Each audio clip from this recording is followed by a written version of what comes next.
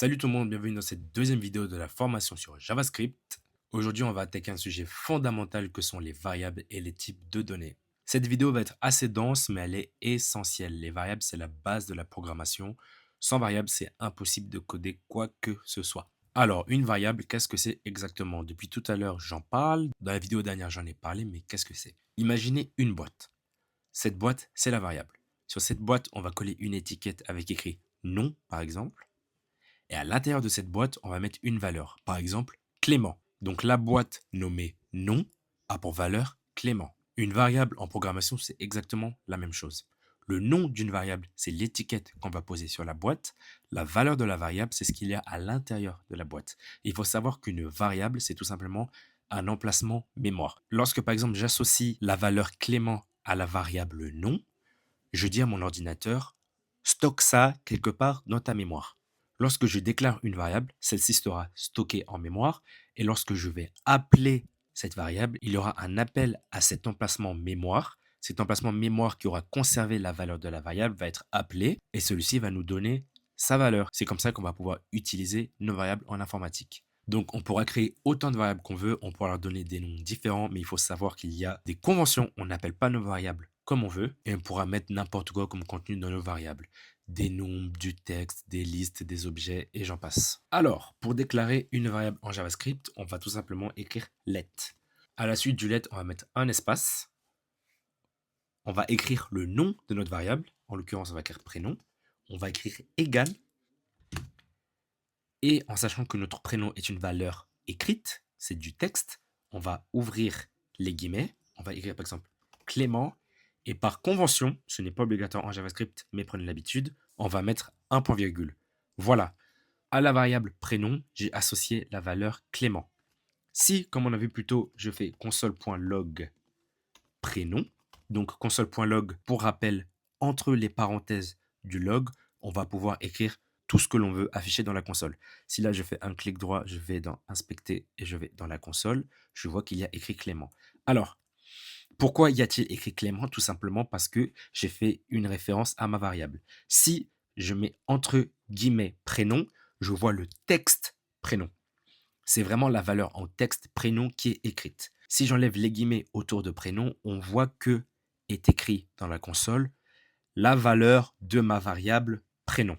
Alors, let, L-E-T que vous pouvez voir à la ligne 1, c'est un mot-clé en JavaScript.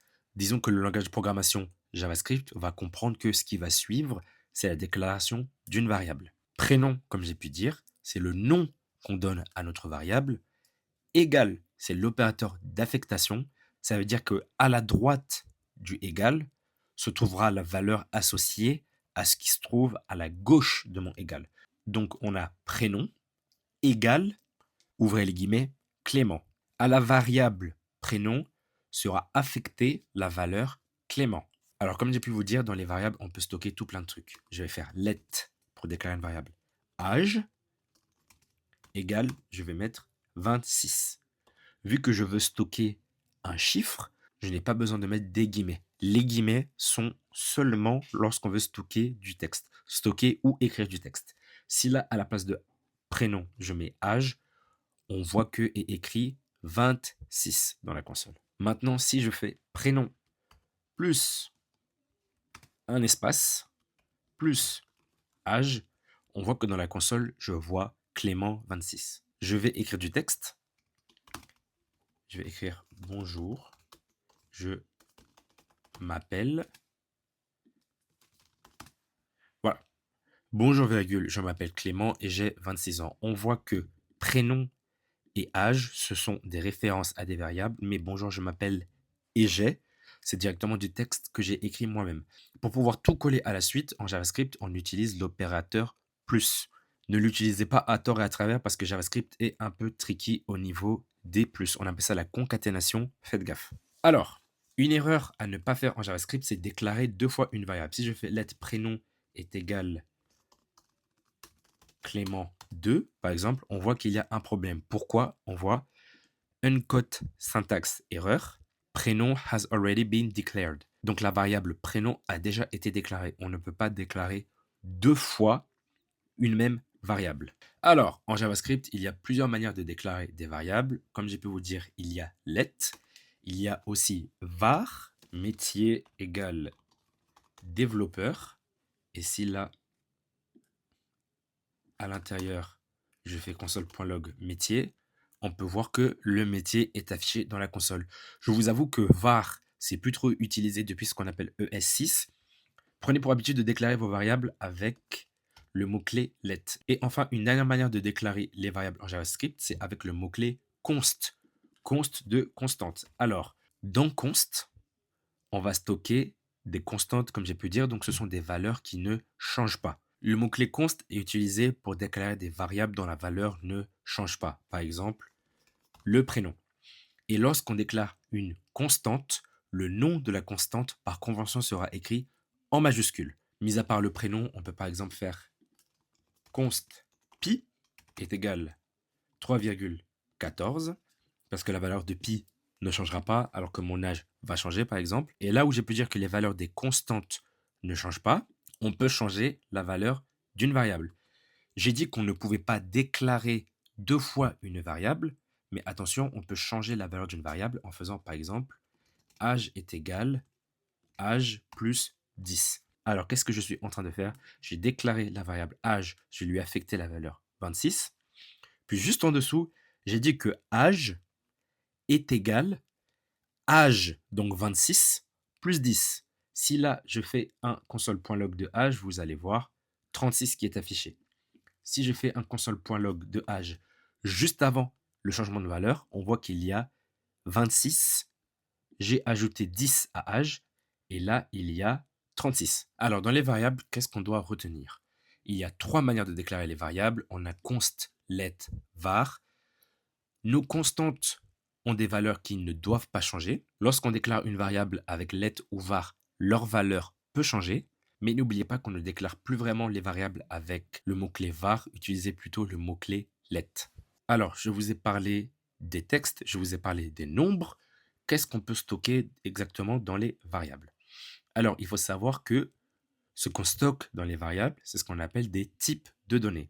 En JavaScript, il y a 5 types primitifs. Qu'est-ce que je veux dire par 5 types primitifs? Ce sont tout simplement des types qui ont été prévus par le langage de programmation. À l'intérieur, on retrouvera par exemple les strings, les entiers, qu'on appelle int, les opérateurs booléens, etc., etc. Alors, commençons par le premier, qui sont les strings. Qu'est-ce que sont les strings? String qui s'écrit S-T-R-I-N-G, c'est tout simplement les chaînes de caractères.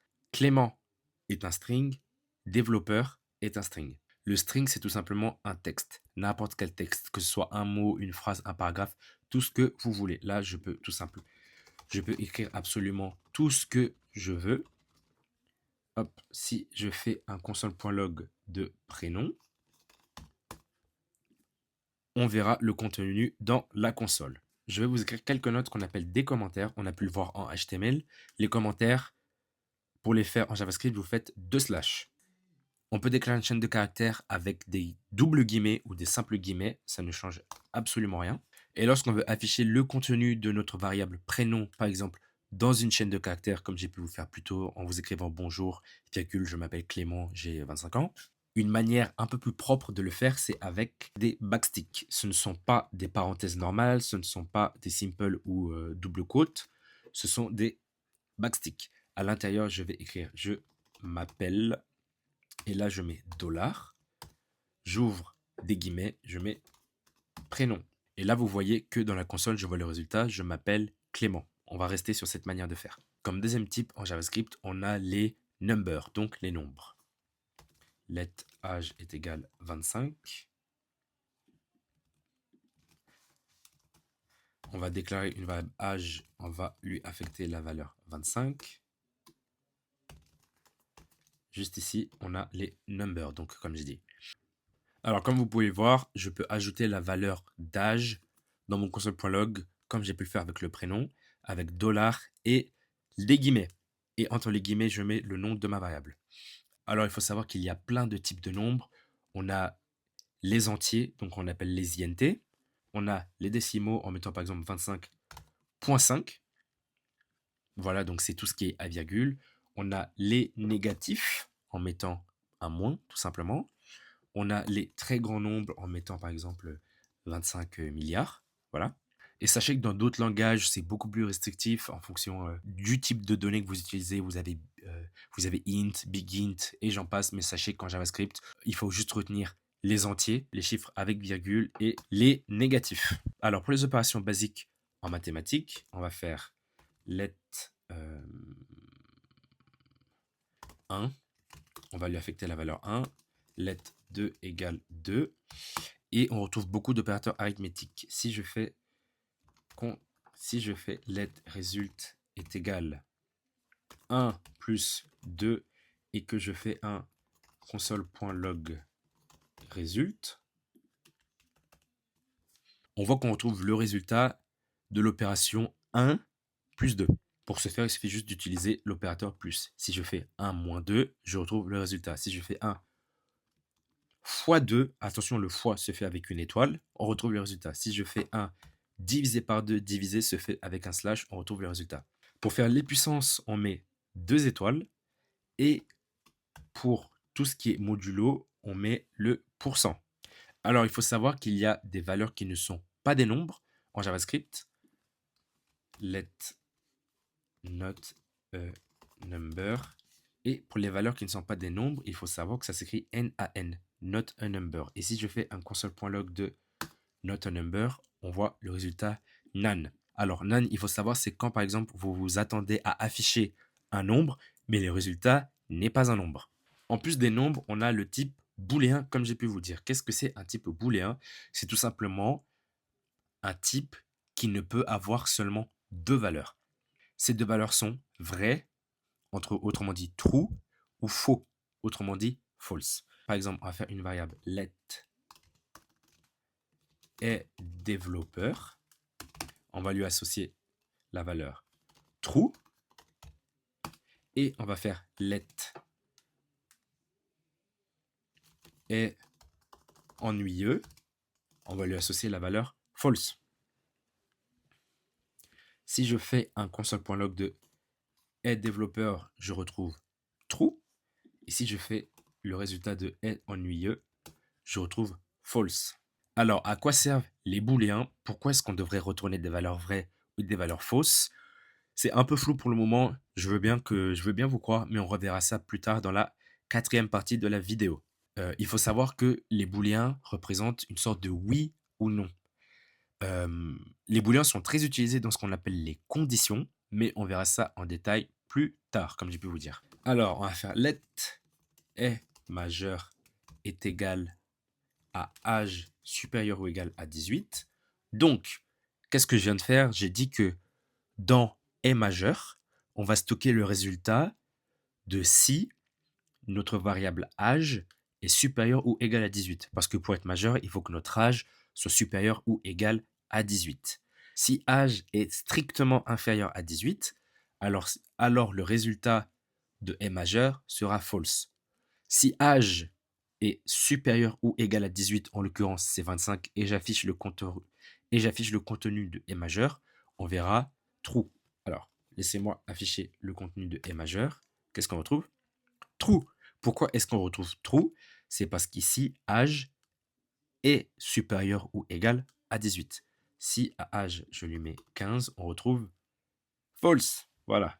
Et c'est avec ce genre d'opération, avec les booléens, que par exemple, on peut vous refuser l'accès à certains sites. Par exemple, si vous allez sur des sites de paris en ligne, on va vous demander si vous êtes majeur ou mineur, on va vous demander d'entrer.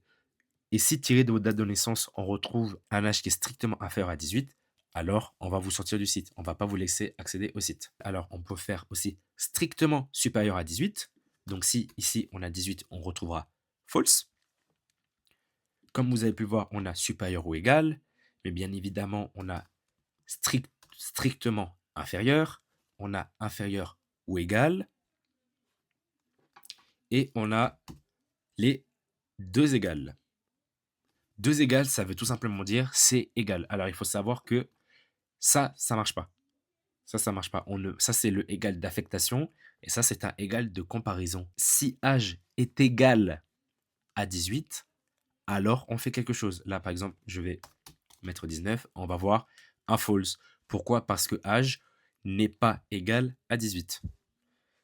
Ne pas confondre un seul égal qui est l'égal d'affectation et les deux égales, voire trois, qui sont des égales de comparaison.